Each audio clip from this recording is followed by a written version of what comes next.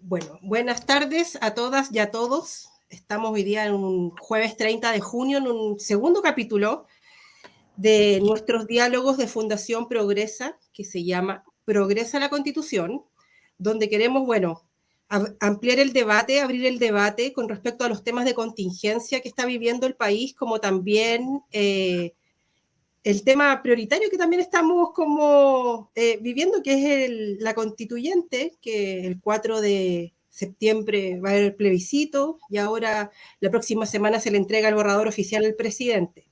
Hoy día tenemos una tremenda invitada, que es Marcela Vera. Marcela es economista de la Universidad de Chile, cursó su especialidad en Barcelona, España, es doctora en Ciencias Sociales de la Universidad de Chile, diplomada en Evaluación de Decisiones Estratégicas, diplomada en Comunicación Audiovisual para la Energía Renovable. Eso es un diplomado muy curioso que nos podrías después contar, querida Marcela.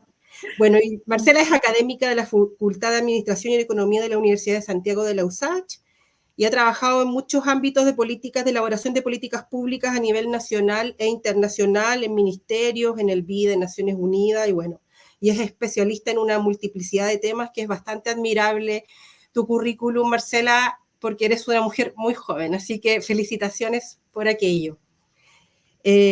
Bueno, también dejar como nuestro saludo al fundador de la fundación, que es Marco Enríquez Ominami, y aclarar que nosotros tenemos un enfoque de políticas progresistas. La idea es abrir el debate desde esa perspectiva, pero también interrelacionando distintas miradas con la diversidad y la tolerancia que implican un debate a la altura del país. Querida Marcela, mira, me gustaría partir con una primera pregunta con respecto a lo que estamos viviendo en el país con los precios de la canasta básica, con el alza del precio en la benzina, en el gas, la inflación que estamos viviendo hace bastante tiempo.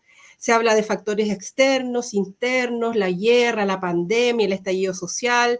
Han habido una multiplicidad de acontecimientos y nos gustaría, no sé, que nos dieras tu opinión de experta respecto a cómo enfrentamos este tema, cómo ves tú lo que está pasando en Chile hoy. Eh, Ayer el presidente se cerró un IFE, por la prensa, el IFE de invierno, se está hablando de un posible sector retiro, mañana hay una reforma tributaria, no sé, ¿cómo ves tú este tema de la inflación y cómo crees que tenemos que afrontarlo como país? Adelante, querida Marcela. Ay, muchas gracias. Bueno, para mí es un gusto estar con ustedes hoy. Le dejo un saludo también a Marco Enríquez Ominami. Me parece que es una figura política muy interesante en esta coyuntura, además, porque he seguido su carrera y además él siempre se atreve a decir aquellas cosas incómodas, pero que son tan necesarias de decir. Yo creo que es muy importante, además, como situar esta discusión de la inflación en aquellos elementos que el gobierno puede abordar.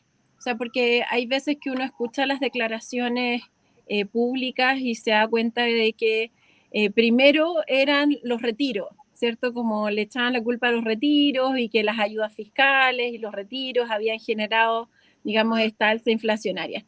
Y éramos muy pocos los que decíamos, en realidad esto es una inflación estructural que viene producto del encarecimiento de las cadenas logísticas, ¿cierto?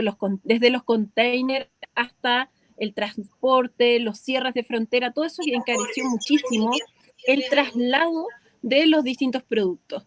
Por otra parte, también habían otros elementos que tenían que ver con los procesos de reactivación. Los procesos de reactivación en el mundo implican siempre un alza en el precio de los commodities. Es decir, alza en las materias primas, en donde además en América Latina somos muy ricos en materias primas, sin embargo, no hemos sido capaces como pueblos todavía de beneficiarnos de esa riqueza. En este contexto, entonces, con esa alza de los precios de los commodities, lo que ocurría era que finalmente íbamos a tener, ¿cierto?, una presión inflacionaria sobre determinados ámbitos económicos. Por ejemplo, fue muy claro cuando empezó el alza en el precio del petróleo que no partió con la guerra de Rusia y Ucrania, sino que fue mucho más, fue anterior a eso, por lo menos un año antes empezó a generarse una escalada en el precio del petróleo. Y en ese sentido, entonces, uno en ese momento, cuando empezó la pandemia, debió haber hecho políticas públicas que contuvieran la futura inflación, debió haber hecho políticas públicas que fomentaran la producción de determinados bienes, como lo son los alimentos, para que entonces, debido a que teníamos más oferta de alimentos, entonces eso iba a equilibrarse con la demanda que íbamos a tener sobre los alimentos. Sin embargo, eso no ocurrió. Y no solo no ocurrió hace 2 años atrás, sino que todavía no ocurre. Y digamos que ahí también hay que poner una alerta ciudadana respecto de este tema, porque pareciera a veces que la inflación es algo que viene solo desde el mundo externo y que el gobierno no puede hacer nada, cuando en realidad el gobierno tiene múltiples políticas públicas que podría aplicar para, en efecto, controlar la inflación, en particular sobre determinados bienes como lo son los alimentos, que además siempre nos sorprenden las alzas que está teniendo, las acumulaciones en particular sobre determinados bienes, que es decir, del pan, la carne, las frutas, las legumbres, incluso el aceite que marcó agenda, digamos, por lo menos 2 semanas, tanto en los memes como en las políticas públicas. Entonces, ese tipo de elementos son fundamentales que se puedan resolver tempranamente, y ahí la soberanía alimentaria va a ser parte de las banderas que va a tener que levantar este gobierno para poder resolver la situación de desabastecimiento que puede producirse, pero al mismo tiempo de encarecimiento muy profundo en el sector agro, producto también del encarecimiento no solo del transporte, no solo de determinados bienes, sino que en particular sobre el alza de los fertilizantes. Hoy día vemos que esa alza está impactando tanto que incluso hay agricultores que no están queriendo sembrar en este momento, y por tanto la fluctuación que estamos viendo sobre los precios de los alimentos se va a acentuar, entonces, no solo en el próximo año, sino que también en el subsiguiente.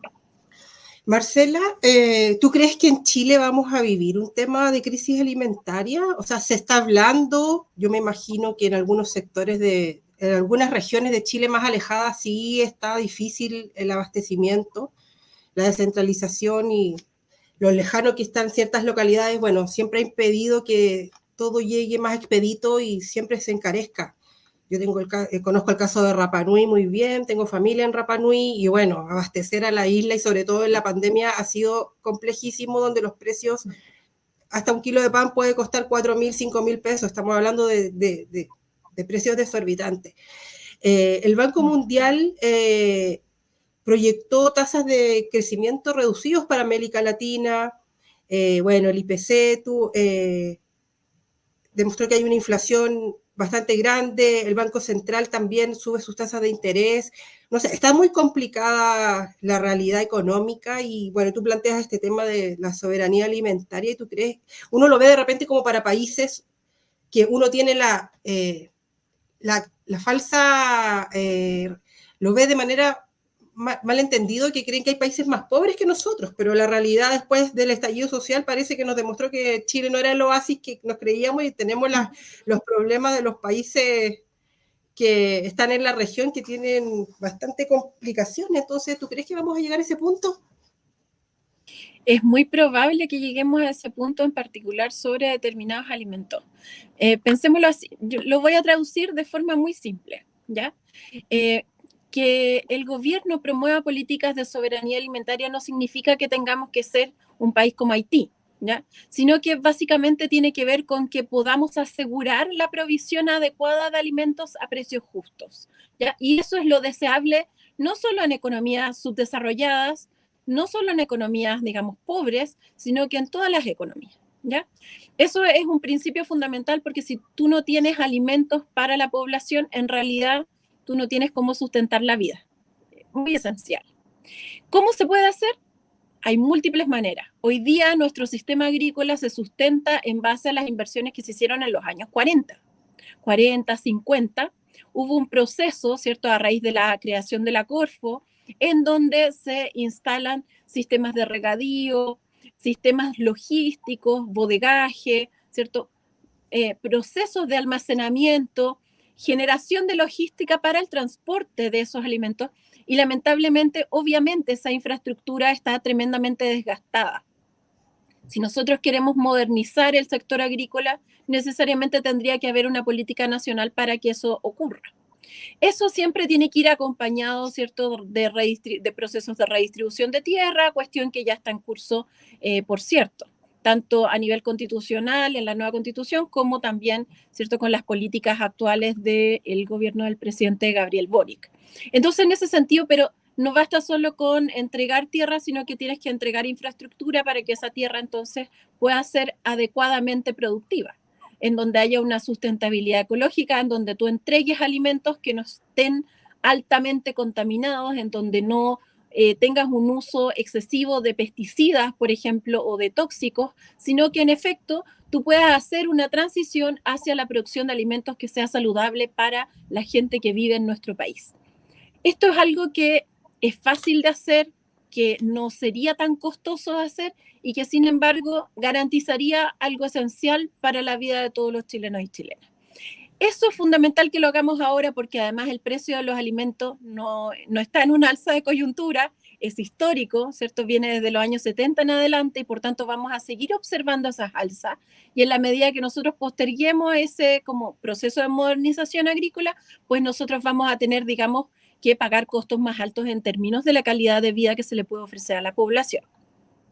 Dicho esto, entonces, esto tiene que ir combinado además con otro tipo de políticas públicas. Tú señalabas, por ejemplo, que el Banco Central está subiendo cada vez más la tasa de política monetaria, cuestión que también hemos puesto las alertas tempranas respecto de que no estaba siendo efectivo dado la coyuntura que teníamos respecto de el tipo de inflación que existía, respecto del carácter estructural que implicaba un alza en los costos de las materias primas, que no tenía que ver con que simplemente la población estuviera demandando, ¿cierto?, más bienes. Y en ese sentido, un alza en la tasa de política monetaria iba a ser completamente inefectiva. Es lo que hemos visto, pero además se han encarecido profundamente los créditos hipotecarios y de consumo, generando entonces además un perjuicio no solo para la gente, sino que también para distintos otros sectores productivos. Entonces, este tipo de políticas deberían ir acompañadas, me refiero a la de soberanía alimentaria, con políticas de créditos selectivos. Es decir, que tú puedas otorgar, por ejemplo, a las pymes, al sector agrícola, a las mujeres, aquellos procesos de encadenamiento que sean colaborativos, cooperativos, de economías locales, ¿sí?, para que tú puedas reactivar la economía pese al entorno que se está viviendo. Y la puedes reactivar en función también de la generación de mayor oferta de bienes. Si tú generas mayor oferta de bienes, lo que tú haces es que disminuyes los precios, disminuyes la presión sobre los precios y por tanto eso implica un fuerte impacto sobre el control de la inflación. Y ahí sí tendrías efectividad, pero además tendrías un proceso rico en términos de diversificación productiva. Así es. Marcela, sí, bueno, muchas gracias por estar acá en esta conversación, que la gente que lo está viendo que también lo va a ver después porque va a quedar grabado, para volver a la inflación y también para poder entender, tampoco, no es un ámbito de mi expertise la economía, pero también entiendo que hubo países que también hubo como un oasis también de la estabilidad de los precios, por así decirlo, que fueron, imagino, Vietnam, países, Japón, Indonesia, Malasia, pero que hoy día parece que se ha reflejado también un proceso de bajo crecimiento, de bajo desarrollo, donde han sido como resultados bastante magros. Y te quiero llevar a la reflexión sobre la nueva constitución, de cómo nos hemos dado cuenta que la derecha, sobre todo la gente que está en contra del rechazo, no la gente que está en contra del rechazo como honestamente, sino que como la gente que hace fake news, que está señalando que hay inflación porque esta nueva constitución está ahuyentando los capitales extranjeros, porque la nueva constitución genera incertidumbre en los mercados, porque la nueva constitución genera también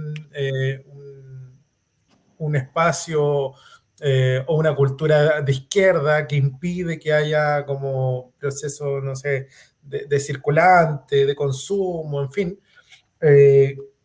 ¿Cuánto crees que la nueva que este proceso también está afectando de una manera como en la variable más especulativa a la inflación? claramente, como tú ya lo señalaste, está la crisis de los containers, está también el histórico aumento del transporte marítimo, como hay, está también China que se mantiene férreamente cerrado, entonces hay, bueno, también pandemia y guerra, que también ha generado estos conflictos. Pero en el caso doméstico, ¿cuánto ha afectado como la mala prensa que está teniendo la nueva constitución al proceso inflacionario? Y, y en este escenario de bajo crecimiento económico, hemos tenido como en 10 años 0,5, menos 0,5 del PIB, me parece, más una alta inflación, más menos beneficios fiscales. ¿Cómo ves tú como el escenario a futuro de dónde puede moverse este gobierno? Entonces, como primero como nueva constitución y en el otro sentido más como de lo que puede hacer, el juego de piernas que tiene el gobierno para salir de este momento, por así decirlo. Sí, yo le he denominado la gran tormenta, porque son muchos factores los que se están, digamos, encadenando y que están generando una serie de situaciones que tienen carácter estructural. O sea, que no va a ser una coyuntura, digamos, que vamos a poder pasar fácilmente. Entonces, frente a un proceso inflacionario, un gobierno no se tiene que quedar quieto y tampoco tiene que parar las ayudas que presta, ¿ya? Y yo creo que eso es algo que el actual gobierno no ha entendido, claramente. Y eso es producto de una política pública que viene desarrollándose desde el Ministerio de Hacienda, en particular. Eso es de esperar que se modifique. En la medida que se modifica, entonces el gobierno vuelve a tener control sobre la inflación. Si el gobierno pretende que la inflación se va a controlar por la vía de factores externos, pues estamos perdidos. Fue una de las declaraciones que hizo el ministro, de hecho. Estamos perdidos, porque entonces no tenemos nada que hacer, el gobierno no puede hacer nada, los empresarios tampoco, la gente qué decir, entonces hay que esperar a que esto pase. Y esto no va a pasar, digamos, rápidamente. Entonces, esa es una actitud que, digamos, que dista mucho de ser proactiva, pero al mismo tiempo dista mucho de ser responsable en términos económicos. Entonces, el Estado tiene que gastar, pero tiene que gastar no en consumo, sino que en inversión. Y ese es el cariz que hay que dar. Hay que gastar en inversión, hay que generar formación bruta de capital, hay que generar inversión en particular en capacidad instalada, en industria, en generación de valor agregado, en encadenamientos productivos. Ese tipo de gasto público lo que hace es que genera un aumento en la oferta y por tanto un control efectivo sobre los precios, pero además la rentabilidad que se obtiene no es en el corto plazo, sino que es en el corto, mediano y largo plazo. Y eso fortalece nuestra economía, sobre todo para el periodo siguiente. Si el gobierno no hace nada, ya de hecho una de las noticias importantes del día de hoy fue la caída muy abrupta que ya se está observando en el ámbito de la construcción. La construcción es un sector muy sensible a las políticas públicas, muy sensible. En la medida que tenemos un Estado fuerte, el Estado puede decir, voy a construir una serie de cuestiones y por tanto el sector, digamos, de construcción se reactiva. Si el sector de construcción se reactiva, lo que se reactiva también son los empleos. Y ya estamos viendo que está ocurriendo una especie de estancamiento, incluso subió un poco, ¿cierto? En el último informe del INE subió un poco levemente el indicador de tasa de desempleo. Y eso indica entonces que estamos observando ya un proceso de generación de desempleo. Y eso es lo peligroso, es muy peligroso, porque en la medida que tú observas inflación y además desempleo, digamos, va contra, por supuesto, de las teorías de la curva de Phillips para algún entendido que nos esté viendo, pero lamentablemente ese es el proceso que uno pudo observar en los años 70, en donde hubo una fuerte caída del empleo, donde cayeron los salarios reales, producto también de la inflación, pero también de que en definitiva las empresas estaban empezando a contratar a la gente por un salario menor. Ese es el peor de los escenarios. ¿Se puede detener a tiempo? Sí, todavía estamos a tiempo. En 6 meses más ya no vamos a estar a tiempo. Ojalá que el gobierno en esta oportunidad sí lo pueda tomar como una alternativa, porque en efecto eso podría ser el peor escenario para los hogares, no solo un alza en todos los bienes, digamos, en particular alimentos, transporte, bienes durables, sino que también, digamos, desempleo o situación de que exista mucha más precarización en el empleo, salarios reales más bajos o, ¿cierto?, estos empleos en donde son casi, digamos, empleos transitorios. Claro. Con, Marcela, el ministro de Hacienda anunció hoy día, en la tarde entiendo, no sé qué hora específico, pero que mañana se van a presentar una reforma tributaria que incluye impuesto a la riqueza y al patrimonio, bueno, entre otra serie de medidas. Por ahí leí que pretendía ser una de las reformas tributarias que recaudara la mayor cantidad de impuestos, no sé si en la historia o en muchos años, no me quedo, algo así leí.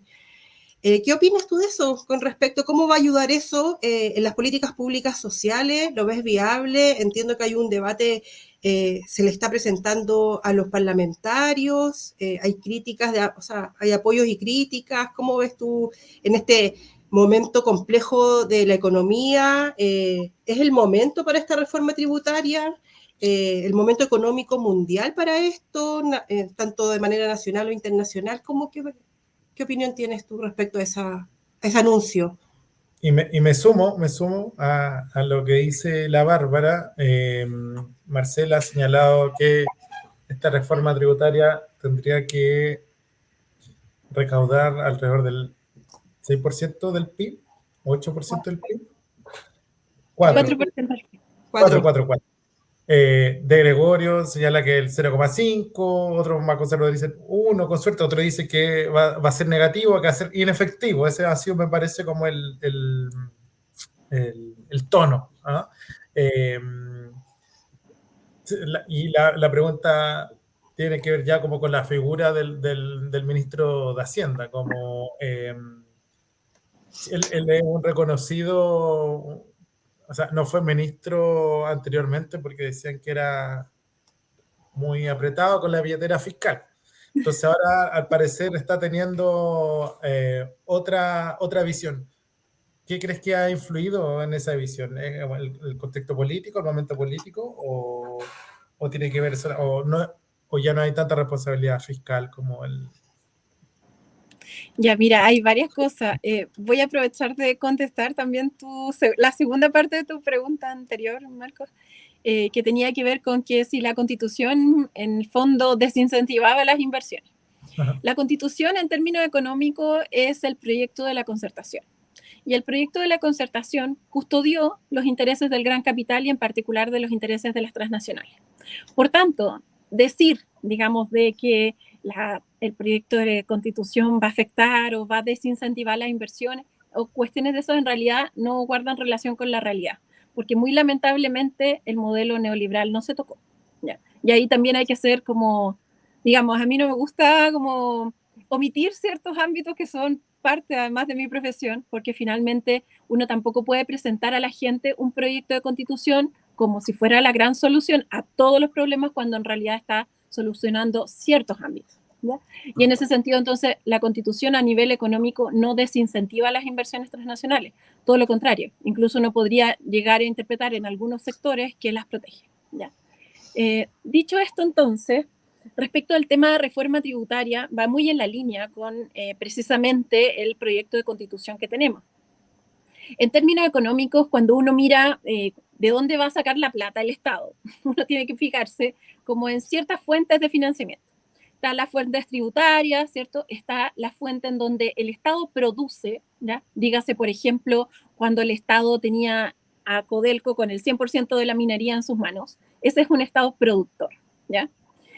Otra posibilidad, digamos, es el control también de ciertos niveles de entregas de dineros desde el extranjero, ya sean donaciones, ciertos procesos de créditos que otorga alguna institución internacional o algún país. En ese sentido, entonces, tenemos estas tres fuentes. La fuente del rol productor del Estado en la Constitución no se tocó, lamentablemente no se generó un incentivo para que el Estado produjera. Si el Estado no produce, entonces tiene que cobrar un impuesto al que sí produce, ¿ya? Si tú cobras un impuesto, obviamente te quedas con una partecita de la torta en vez de quedarte con toda la torta, para explicarlo en términos simples, ¿cierto? Si tú cobras un impuesto, cobras ahí el porcentaje que tú definas. En nuestro país son porcentajes bastante bajos, además, lo que siempre se discuten a nivel institucional, en vez de quedarte con todas las ganancias, en definitiva, que puede tener un sector. Obviamente nuestro país no recibe muchas ayudas desde el extranjero en términos de donaciones o en términos de crédito, ¿cierto? No, nuestro país no está en esa, digamos, en ese escenario. Entonces, dado eso, el gobierno entonces, alineado con su proyecto constitucional en términos económicos, ha generado entonces una propuesta de reforma tributaria muy en la línea de afectar, ¿cierto?, de cobrar ciertos impuestos, y vamos a ver cuáles son las dimensiones y características con más detalle, pero ya ha planteado que va a tener 3 propuestas distintas de reforma tributaria, cosa, yo me imagino que están haciendo una estrategia que en la medida que se aprueba una, la otra se pueda demorar un poco más y la otra no se apruebe, quizás, ¿cierto? Eso es más o menos lo que uno podría observar de la discusión pública. Una reforma tributaria implica la generación del cambio del diseño de cómo cobramos impuestos. Hoy día en Chile se cobran impuestos en base a, en definitiva, el impuesto al consumo. Es decir, el Estado recibe, ¿cierto?, ingresos fiscales a través de cobrarle a las personas un impuesto en uno de los consumos que realizan, el impuesto al IVA. Eso es súper regresivo. ¿Por qué? Porque el impuesto al IVA no te diferencia si es que la persona tiene harta plata o tiene poca plata o tiene nada de dinero. Entonces, eso hace que se le cobre el mismo impuesto a gente que a lo mejor no debería pagar impuestos, ¿ya? Es un impuesto regresivo. Se le cobra más impuesto a quien menos tiene. En cambio, el impuesto progresivo, que es lo que debería promover cualquier sociedad moderna, es que quienes más dinero tienen financien, ¿cierto?, las garantizaciones que tiene que prestar el Estado a través entonces de un impuesto al patrimonio, impuesto a las rentas también, por cierto, en donde a las altas rentas, en donde se reciben entonces los dineros por parte de quien los tiene, ¿ya? Nuestro país es súper desigual. Es uno de los países más desiguales del mundo, a veces está rankeado en los primeros lugares, dependiendo del año, en fin. Es un país muy desigual. El 1% se lleva el 33% de la riqueza y eso, digamos, es tremendamente perjudicial para no solo el desarrollo económico, no solo la garantización, ¿cierto?, de aquellas necesidades básicas, sino que también para poder generar una articulación social. Y por eso vemos tanta fragmentación, tanta subordinación, ¿cierto?, tanta discriminación en las distintas acciones que realizan las estructuras sociales. En ese sentido, entonces, la reforma tributaria viene a interpelar, cobrarle impuestos a los más ricos, lo que en un momento el Frente Amplio planteó como impuesto a los súper ricos, ¿sí? Marco también, Marco Enrique Ominami también lo ha planteado en sus campañas anteriores. Excelente. Pero además, digamos, habría que definir muy claramente cuánto va a ser la tasa que está proponiendo en esta reforma, porque el problema de la discusión pública en nuestro país respecto de impuestos es que a veces empiezan con una tasa y luego van bajando y al final quedan casi nada. Entonces, se dice que tenemos un impuesto por ejemplo, se dice que tenemos un royalty, pero en realidad pues no es ni royalty ni es muy alto. Entonces, en realidad es más bien casi como el enunciado. Entonces, hay que estar muy atentos a la discusión pública que se dé en torno a esto y a cuánto va a ser finalmente la tasa que se va a presentar el día de mañana, más allá de las estimaciones que han presentado anteriormente. Otro elemento que guarda relación con la evasión, ¿cierto?, es uno de los pilares fundamentales de la reforma. Y la evasión va a depender de los tipos de fiscalización que exista, de a qué sectores, de cuál va a ser la lupa que utilice el gobierno. Y ahí sí yo por lo menos de las cuestiones que ha planteado el director de Servicio de Impuestos Internos, Hernán Frigolet, él planteaba que tenía que entonces diseñarse un sistema de evasión que se dirigiera específicamente a aquellas empresas que eran las grandes empresas, que finalmente se llevan el 66% de las ventas y por tanto es ahí donde hay que custodiar que no exista evasión, ¿ya? Y por tanto eso digamos, también vamos a conocer mañana cómo se va a expresar claramente y cuán efectivo va a ser. Porque, digamos, un gobierno puede querer que la evasión se acabe, pero acabar con la evasión es un proceso difícil y además que implica cambios en los patrones de comportamiento, en los sistemas gubernamentales que impidan, en efecto, que ocurran este tipo de cuestiones, y también la persecución penal frente a la evasión, que también hace parte, digamos, de una política pública que desincentive que los actores entonces empiecen a evadir. Así es. Marcela, ¿estás de acuerdo con un IFE de invierno o una renta básica universal garantizada o un sexto retiro? Como sí, bueno, de dentro de las propuestas que yo he estado trabajando, a mí me gusta mucho como analizar la política pública y plantear soluciones, o sea, generar un conjunto de propuestas. Entonces, frente al tema del IFE, yo considero que es algo fundamental para dar sostenibilidad, sobre todo económica, pero también emocional, psicosocial, a la gente que está en una peor situación, para poder garantizar que va a tener un cierto nivel de estabilidad en un proceso tan crítico como el que estamos viviendo. Porque, o sea, si alguien nos hubiese dicho hace 5 años atrás que el mundo iba a estar paralizado, que los animales iban a salir a las calles, ¿cierto? Y iban a ser grabados por la gente desde dentro de sus casas, que iba a estar todo cerrado, que no se iba a poder transitar por las calles, todos hubiésemos pensado de esa persona que, pues, en realidad, pues, nos estaba contando una película de ficción. Sin embargo, eso ocurrió, y eso ocurrió hace muy poco. Y como que la gente ha tenido que entrar en este proceso, digamos, de acostumbramiento muy rápido, de adaptarse y de superar su miedo a la muerte frente a las posibilidades de padecer COVID, ¿cierto? Todo ese proceso es un proceso psicológicamente muy agudo, muy profundo, ¿ya? Y que sin embargo las sociedades no han abordado, pero que por supuesto van a tener sus impactos. Consciente o inconscientemente la persona va a tener que procesarlo. Entonces, en la medida que tú generas más situaciones de incertidumbre o de inestabilidad, eso obviamente va a afectar la calidad de vida, la salud y también, por supuesto, que decir de la situación económica de las pymes. Así es. O sea, porque la gran empresa podrá sobrevivir a una crisis, pero las pymes que están siempre en esa zona de vulnerabilidad económica, va a ser muy difícil si no existe un conjunto de gente que pueda seguir consumiendo básicamente lo que consumía antes, porque si no consume lo que consumía antes, las pymes, el almacén de la esquina, ¿cierto? El negocio en una galería, en fin, va a disminuir evidentemente sus ingresos. Si disminuyen sus ingresos, entonces va a caer en esa zona, digamos, de baja rentabilidad y de posibilidades de quiebra, como ya algunos actores, incluso la Cámara Chilena de Comercio, la Cámara de Santiago de Comercio lo ha planteado. Marcela, aprovechando que, bueno, ha pasado súper rápido, ha sido súper entretenido. Y yo tengo 2 preguntas más que tienen que ver más con la política, pero también desde tu visión como economista. Al parecer, se hace indisoluble este vínculo de que si el gobierno sube en la encuesta, la prueba también sube. Si el gobierno baja, la prueba baja.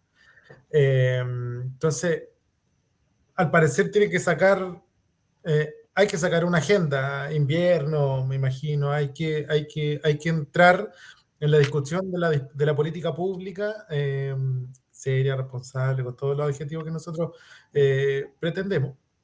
Eh, para que nos escuchen también nuestros amigos del gobierno, como qué recomendaciones, qué consejos, o sea, uno no es quien, pero en esta conversación en la esfera pública, en voz alta, como por dónde tendría que ir, que mañana va a ser la reforma tributaria y qué otras cosas podrían como complementar.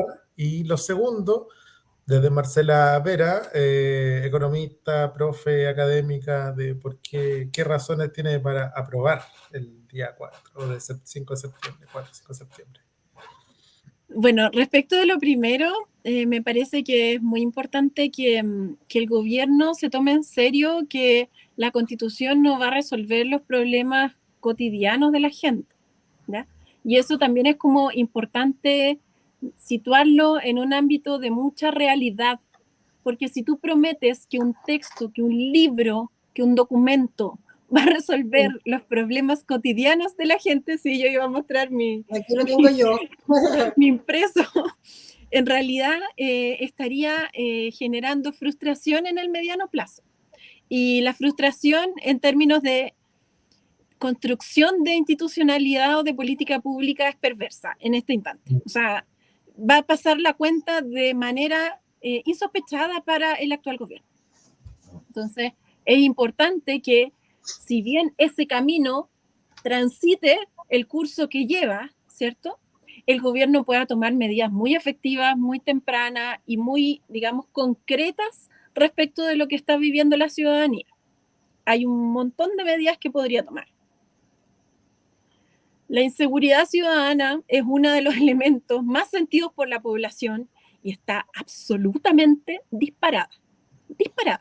O sea, muy lamentablemente, cuando uno escucha a las autoridades de gobierno, las autoridades ni siquiera saben cómo se llaman los delitos de mayor connotación social. Y ese digamos, es la precarización que los que llevamos años estudiando seguridad ciudadana observamos lamentablemente en el discurso público. Si no saben siquiera cómo se llaman los delitos de mayor connotación social, ¿cómo van a implementar una política que en efecto frene? O sea, han habido 3 muertes por balazo el día entre anoche y hoy, en este rango de 24 horas. Sí. Eso implica que están aumentando los homicidios, cuestión que en nuestro país no es parte de la cultura ni es parte de la tendencia delictual, ¿cierto? Y por tanto, si no ponen freno oportuno a eso, y eso tiene que ver básicamente con mejor control policial, con que se utilice mejor, ¿cierto? Se diseñen de forma más inteligente la acción policial. No podemos pretender que tienen que aumentar la cantidad de policías, como muchos han dicho. Eso va en contra de cualquier estudio. Disculpen, voy a tomarme algunos minutos de esto, pero bien. Yo sí creo que es muy importante que resuelvan ese problema a tiempo, porque no podemos seguir permitiendo que entonces las mafias, el narcotráfico, la corrupción en el entramado institucional se fortalezca simplemente porque hay que esperar a que algo se ajuste. No, no tenemos que esperar a la prueba, tenemos que actuar oportunamente para enfrentar en efecto todas las redes de corrupción y de mafia que, por ejemplo, hay en el barrio May. O sea, eso no afecta solo las movilizaciones, no afectó solo, ¿cierto?, con la muerte de la periodista, sino que también al comercio, a la gente que transita cotidianamente en ese lugar, ¿qué decir a quienes trabajamos, digamos, en ese sector, que hemos visto lamentablemente perjudicada la calidad de vida de todo el ámbito universitario, de comercio, de la gente que habita en ese territorio? Así como existe ese territorio que ha sido más publicitado, esta situación ha precarizado la vida de las zonas marginales. O sea, porque hay veces que incluso hasta han tenido que diseñar los jardines infantiles para que las balas no lleguen a los niños que están en esos jardines infantiles públicos, por ejemplo, en La Pintana. Entonces, si uno mira la tendencia, hay momentos en los cuales uno puede cambiar el foco y el horizonte, ¿cierto?, de esa tendencia. Hoy podemos hacer ese cambio y podemos parar, podemos frenar a tiempo esa situación. Yo creo que eso tiene que ser inmediato. O sea, no deberían pensar siquiera en diseñar un plan de aquí a 2 meses. Ahí hay mucha gente, además, que tiene trayectoria en las distintas instituciones de seguridad ciudadana y, por tanto, deberían generar una política ahora. El segundo elemento, creo yo, que tiene que ir definitivamente a fortalecer el empleo. El empleo tiene que ser la bandera que implemente este gobierno para generar una reactivación económica que le haga sentido a la gente. Si nosotros vamos a seguir permitiendo la precarización del empleo de las mujeres, vamos a seguir permitiendo que aumente el empleo informal, vamos a seguir permitiendo que los jóvenes no tengan acceso a un empleo de calidad con buenas rentas, ¿cierto? O que las mujeres no tengan acceso a puestos de decisión, como viene la tendencia hace 10 años. Entonces, ¿qué tipo de empleo le vamos a ofrecer a la gente? ¿Solo más puestos de trabajo? No. Definitivamente, eso yo creo, yo vengo evaluando el mercado del trabajo hace muchos años y por lo menos ya van 3 años en que eso alcanzó un techo y que ya no da más y en cualquier momento se fracciona más y entonces empeora más la situación.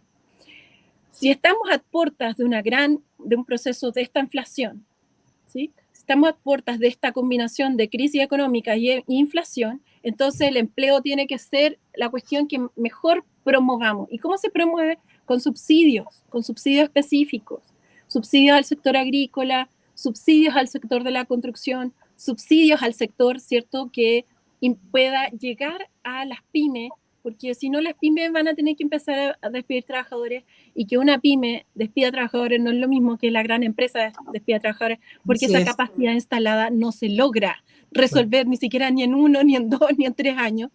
Y para la gente que sabemos de emprendimiento lo tenemos perfectamente claro. Lo dejo hasta ahí, podría estar toda la noche. Marcela, sí, mira, ya llevamos 40 minutos, el tiempo pasa volando contigo, parece que vamos a tener que repetir varios live porque con tu expertise nos empapas de mucho conocimiento en diferentes áreas. Mira, solo para cerrar, bueno, aquí yo tengo mi constitución, que hoy día me la regalaron, así que la voy a leer detalladamente. ¿Qué versión es? Espero que la última. Y solo como para complementar la última pregunta que te hizo Marco, ir cerrando, es como, ¿por qué tenemos que votar apruebo? No, por lo menos yo estoy por el apruebo, ¿por qué tenemos que votar apruebo el 4 de septiembre? Y cómo desde tu expertise económica, cómo esta constitución que quedó redactada va a entregar un nuevo modelo económico productivo para Chile. ¿Cómo lo ves tú, en simples palabras? Bueno, mira, yo creo que uno como analista, como académica, siempre tiene que ser muy veraz, ¿sí? Es parte del rol que nos toca como intelectuales, poner a disposición de la gente la información verídica. Así y es. En ese sentido, en relación a lo económico, pues lamentablemente lo económico pues no se abordó desde la perspectiva del fin al lucro o del frenar las colusiones, o de el promover procesos de fiscalización de las privatizaciones que hubo. Sabemos que teníamos 500 empresas y de un momento a otro quedamos en 25 empresas públicas. Entonces eso, digamos, se vendió a un costo casi cero, y por supuesto eso implicó una gran pérdida para la nación y para sus ciudadanos y ciudadanas. Entonces, en ese sentido, perfectamente podríamos haber generado fiscalización sobre eso. Eso es como la primera medida que toma un gobierno que quiere interpelar un poco el neoliberalismo. Claro. Hemos visto muchos ejemplos en América Latina sobre esto. Tampoco hubo una interpelación sobre el tema más importante en nuestro país en términos productivos, que es el cobre. Sí hubo una discusión pública bastante rica, diría yo, como desde tener casi 40 años de temas silenciados, pues hubo muchos y muchas que estuvimos ahí poniendo a disposición de los convencionales y de la discusión pública las herramientas para decir, bueno, del cobre podemos obtener el financiamiento que requerimos para garantizar todo lo que se necesita en nuestro estado y en nuestro país. Entonces, en ese sentido también eso, digamos, lamentablemente no avanzó lo que se podría haber avanzado en un cambio estructural. Muchas veces la convención en términos económicos funcionó como, no, eso lo vemos después en el Congreso. Y es como, y hay mucha como inexperiencia en ese sentido, porque, o sea, quienes hemos estado siguiendo la discusión pública en el Congreso sabemos que solo en pensiones se han tardado 20 años y todavía no han logrado una reforma de pensiones. Entonces, ¿qué decir de un cambio en el modelo económico, o de afectar los intereses a las transnacionales, o de nacionalizar las empresas de la gran minería privada para poder recibir esas altas rentas? Esas rentas, mira, hay distintas estimaciones, pero están las estimaciones de Cochilco, que son de 36.000 millones de dólares, hasta otras bastante razonables que muestran los subproductos que van dentro del concentrado de cobre, dígase oro, plata, molibdeno, y que nos entregan una cifra de 100.000 millones de dólares. O sea, que la gran minería privada, ¿cierto?, maneja un volumen de recursos más grande que el Estado de Chile. Sí, o sea, claro. Es el volumen de plata que hay ahí. Es mucho dinero. Y cualquier estratega tendría que necesariamente decir, si yo quiero ser responsable fiscalmente, si yo quiero tener un país que sea moderno, entonces requiero enfrentar esa discusión pública. Lo está haciendo México, lo hizo Bolivia, ¿cierto? Es parte del mismo proceso que vamos a ver porque en una crisis plata se va a necesitar. Así es. Impuestos tú no puedes subir a cada rato. Así que, bueno, vamos a tener en términos de evaluación económica. Vamos a tener que aquí leerla detalladamente y buscar las fortalezas que parece que van por otros ámbitos. Las fortalezas definitivamente van por otros ámbitos. Querida Marcela, bueno, vamos a cerrar ya. Te agradezco, nos extendimos en la hora. Disculpa si te robamos un poquito más de minutos del acordado. Darte las gracias porque siempre con la mejor disposición estás con nosotros, porque nos enseñas a todos, yo aprendo mucho y me imagino que quien nos está mirando también de una manera muy pedagógica y eso se agradece. Y bueno, y agradecerle a toda la gente que nos acompaña, que nos han estado escribiendo. Estuve ahí leyendo algunos comentarios, preguntas, las vamos a leer y les vamos a responder. Así que Marcela, que te vaya muy bien y bueno, y esperamos poder contar contigo de nuevo muy pronto. Bueno, que estén muy bien, un gran abrazo y saludos a todos quienes nos escucharon. Muchas gracias, Marcela. Éxito, que te vaya bien. Gracias. Gracias. La honestidad intelectual, Marcela. Se agradece mucho.